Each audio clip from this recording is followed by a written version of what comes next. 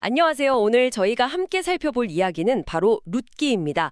아시다시피 이 룻기는 이스라엘 역사에서 그 사사시대, 왕이 없어서 정말 각자 자기 생각대로 살던 혼란의 시대를 배경으로 하고 있죠. 네, 맞아요. 정말 그야말로 혼돈 그 자체였던 시대죠.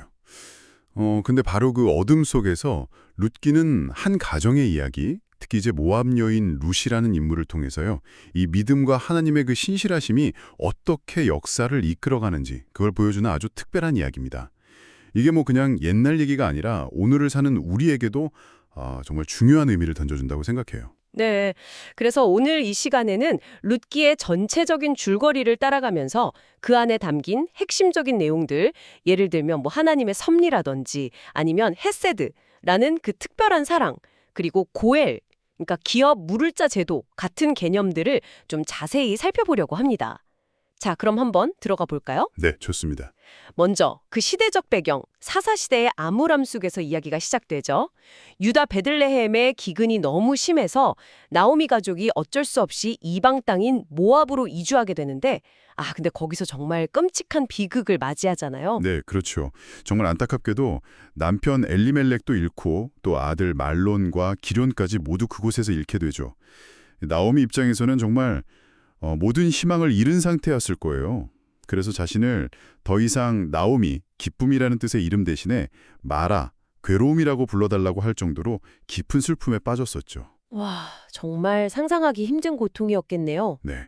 그런데 그런 절망 속에서 나오미가 다시 고향 베들레헴으로 돌아가기로 결심하는데 바로 그때 이방 여인이었던 며느리 룻이 같이 가겠다고 나서죠. 맞아요. 그 유머랑 고백. 어머니께서 가시는 곳에 나도 가고 어머니께서 머무시는 곳에서 나도 머물겠나이다. 어머니의 백성이 나의 백성이 되고 어머니 하나님이 나의 하나님이 되시리니. 이 부분이 정말 인상 깊어요. 이게 단순히 시어머니에 대한 뭐랄까요, 인간적인 연민이나 의무감 이런 걸 넘어선 결단처럼 느껴지거든요.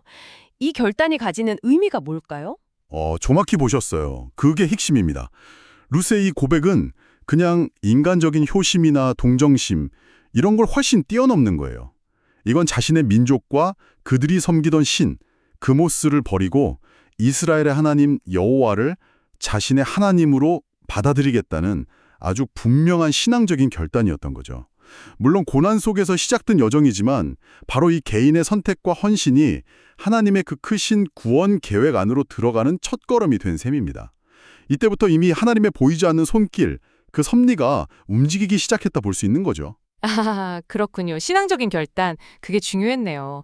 그럼 이제 베들레헴으로 돌아와서 룻이 생계를 위해서 이삭을 줍잖아요. 그러다가 우연히 나오미의 친족인 보아스라는 유력한 사람의 밭에 가게 되는데 성경이 이걸 우연이라고 표현한단 말이죠. 이게 참 흥미로워요. 네, 맞아요.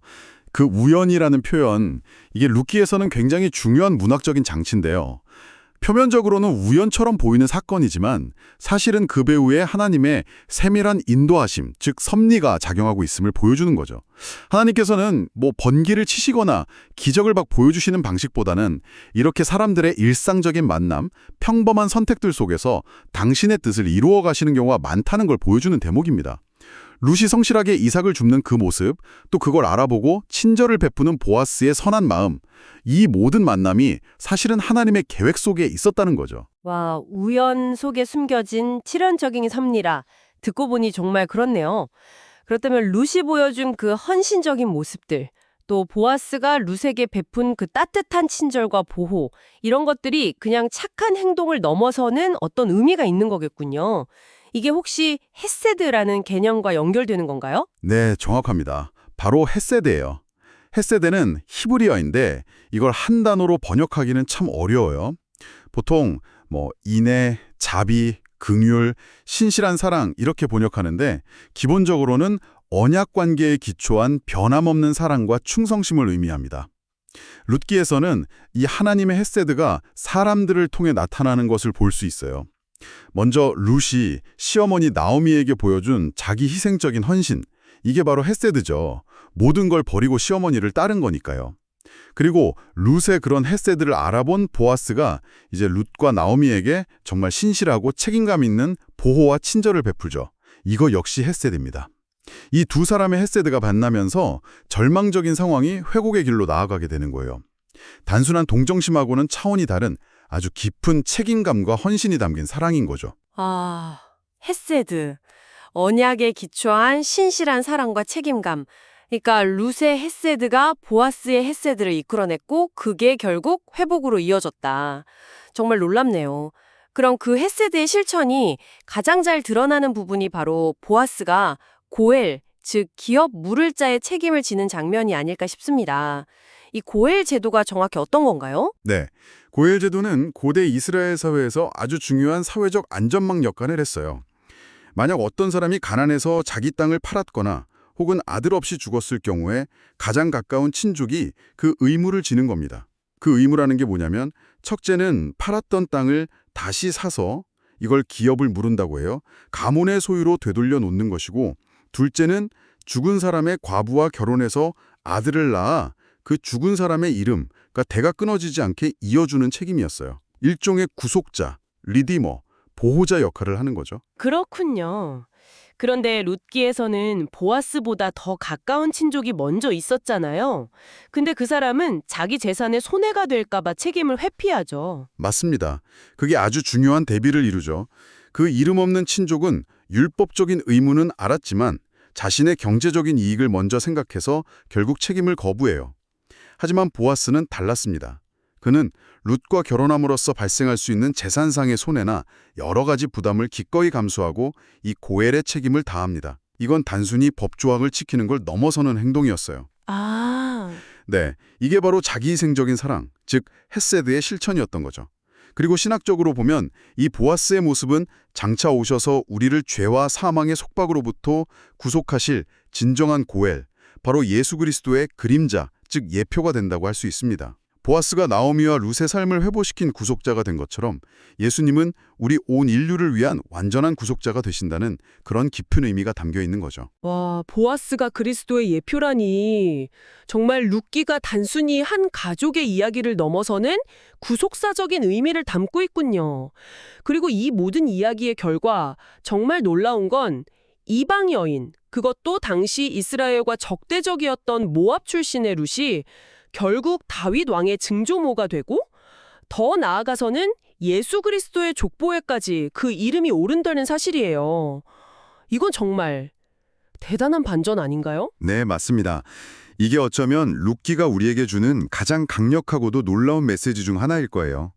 하나님의 구원 계획은 우리가 생각하는 어떤 혈통이나 민족, 사회적 신분이나 배경, 이런 것들을 다 초월한다는 것을 아주 극명하게 보여주죠. 율법적으로만 보면 사실 이방인, 특히 모압 사람은 이스라엘 공동체 총회에 들어올 수 없다는 규정도 있었거든요. 그런데 그런 룻이 오직 하나님을 향한 믿음과 그 믿음에 따른 순종, 그 헤세드를 통해서 메시아의 조상이 되었다는 것은 구원이 인간의 어떤 자격이나 조건에 달린 것이 아니라 전적으로 하나님의 주권적인 은혜와 그 부르심에 대한 개인의 응답에 달려 있다는 것을 분명하게 보여주는 겁니다. 아, 정말 그러네요. 짧은 이야기 속에 정말 깊고 풍성한 의미들이 담겨 있군요. 룻기는 그 혼란스럽고 어두웠던 사사시대 속에서도 신실한 믿음과 사랑, 그 헤세드가 어떻게 절망을 희망으로 바꾸고 결국에는 하나님의 그 위대한 구원의 계획을 이루어가는지를 너무나 감동적으로 보여주는 것 같습니다. 맞습니다. 평범해 보이는 사람들의 작은 선택과 순종이 모여서 결국 이렇게 거대한 하나님의 그림을 완성해가는 과정이 참 인상적이죠. 그리고 룻기는 우리에게 꼭 엄청난 기적이나 영웅적인 행동이 아니더라도 우리가 매일 살아가는 그 평범한 일상 속에서의 작은 순종, 또 신실한 사랑의 실천, 바로 그 헤세드가 얼마나 중요한지 깨닫게 해줍니다. 그리고 그런 작은 실천들이 개인의 삶을 변화시킬 뿐만 아니라 결국에는 더 큰 역사, 하나님의 이야기와 연결될 수 있다는 희망을 주죠. 또 예측하기 어려운 우리 삶 속에서도 보이지 않는 하나님의 손길이 여전히 우리와 함께 하시며 일하고 계시다는 그 신뢰를 갖게 하고요. 네.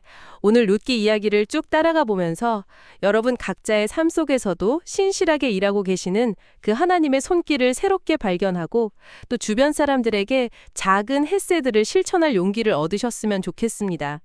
마지막으로 이런 질문을 한번 던져보고 싶네요. 여러분의 삶에서 오늘 실천하는 그 작은 헤세드 하나가 마치 룻의 이야기처럼 여러분 자신과 또 여러분 주변, 더 나아가서는 우리가 속한 공동체에 어떤 예상치 못한 놀라운 변화의 시작점이 될 수 있을까요? 한 번쯤 깊이 생각해 보시는 것도 좋겠습니다.